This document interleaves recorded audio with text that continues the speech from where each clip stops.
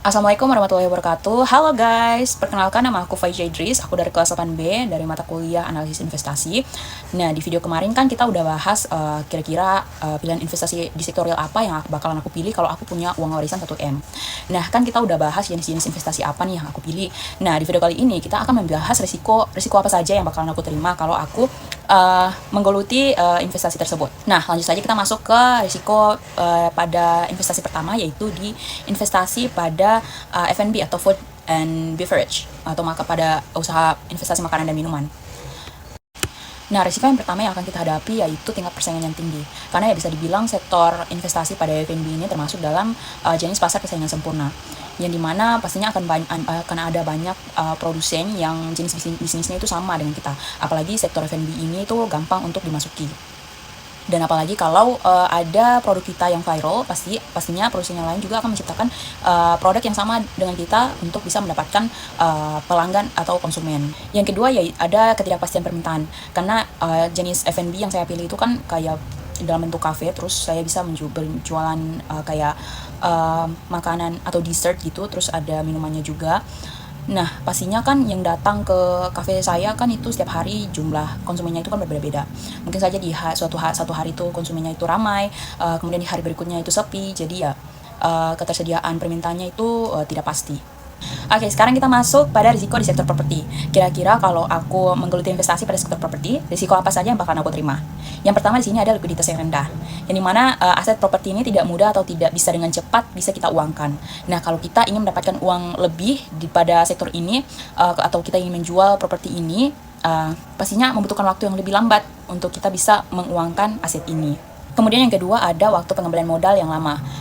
Contohnya saya membutuhkan modal sebesar 400 juta untuk membangun 20 kamar kos. Kemudian saya hargai satu kamar kos per bulan itu 1 juta.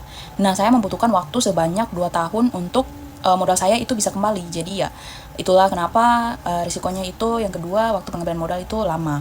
Jadi ya saya harus bisa bersabar selama 2 tahun untuk modal saya itu bisa kembali. Kemudian ya selanjutnya itu saya bisa mendapatkan keuntungan yang sebenarnya. Kemudian yang ketiga, saya membutuhkan modal awal yang besar. Ya seperti yang pada poin kedua, saya membutuhkan 400 juta untuk bisa membangun 20 kamar kos.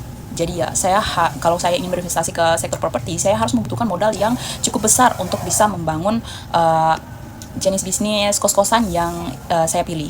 Selanjutnya ada risiko pada sektor fashion. Nah, kira-kira kalau saya memilih untuk berinvestasi pada sektor ini, risiko apa saja yang bisa saya terima? Yang pertama ada perubahan tren yang cepat, di mana dinamika perubahan tren busana ini bergerak sangat cepat. Bisa saja bulan ini, ternyata trennya itu style kayak gini. Nah, bisa saja di bulan depan itu trennya itu udah berubah. Jadi kita sebagai reseller fashion, karena saya memilih untuk jenis pada fashion itu sebagai reseller atau menjual kembali, jadi ya saya harus bisa benar-benar melihat situasi pasar atau tren fashionnya, kira-kira di bulan ini tuh trennya apa. Jadi saya harus bisa membeli sesuai dengan skala permintaan. Saya harus bisa menganalisis permintaannya dan bisa menganalisis kira-kira perubahan trennya itu bisa berubah kapan. Jadi ya fashion yang saya jual itu tidak dibilang ketinggalan zaman. Kemudian yang kedua ada tingkat persaingan yang tinggi.